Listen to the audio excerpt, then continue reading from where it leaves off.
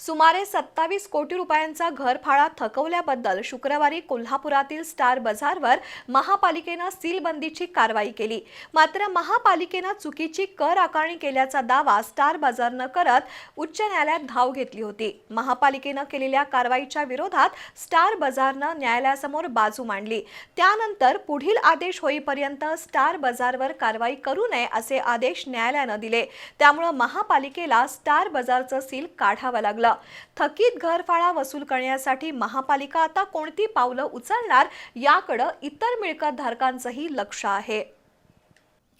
कोल्हापुरातील टेमलाई उड्डाणपूल शेजारील घाटगे पाटील इंडस्ट्रीजच्या मालकीची इमारत 2011-12 साली स्टार बाजारसाठी भाड्यानं दिली आहे।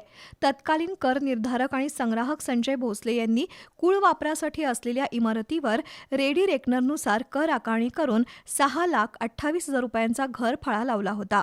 घाटगे पाटील आणि टाटा रिटेलर अर्थात स्टार बाजार यांच्यात महिन्याला 8 लाख रुपये भाडेपट्टीचा व्यवसाय सहकार्य करार झाला होता।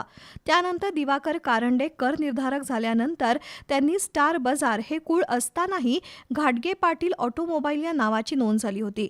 त्यामुळे या मिळकतीची कर आकारणी मालक वापर म्हणून होत होती, पण त्यांच्या भाडे कराराच्या अनुषंगानं रिअसेसमेंट करून कुळ वापराप्रमाणे स्टार बाजारची कर आकारणी 8 लाख रुपये केली होती।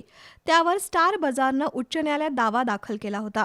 व्यवसाय सहकार्य करार हा भाडे करार समजता येणार नाही असं असताना चुकीच्या पद्धतीनं घरफाळा आकारणी झाल्याचं म्हणणं न्यायालयात मांडलं होतं, पण त्यावर न्यायालयानं स्थगिती दिली नव्हती। आजवर स्टार बाजारनं घरफाळा थकवल्यानं महानगरपालिकेनं या मिळकतीवर 27 कोटी रुपयांचा बोजा चढवला होता। वारंवार नोटिसा देऊनही स्टार बाजार प्रशासनानं पैसे भरले नसल्यानं आणि न्यायालयाच्या स्थगितीचे आदेश नसल्यानं सील केलं होतं। घरफाळा विभागानं गेल्या शुक्रवारी स्टार बाजार सील केलं होतं। महापालिकेच्या या कारवाईला विरोध करत स्टार बाजारनं तातडीनं न्यायालयात धाव घेऊन बाजू मांडली। कर आकारणी वाजवी आणि कायदेशीर नाही असा युक्तिवाद करण्यात आला। हे म्हणणं ऐकून न्यायालयानं पुढील आदेश होईपर्यंत स्टार बाजारवर कोणतीही कारवाई करू नये असे आदेश दिले। त्यामुळे महापालिका अधिकाऱ्यांना स्टार बाजारचं सील काढावं लागलं।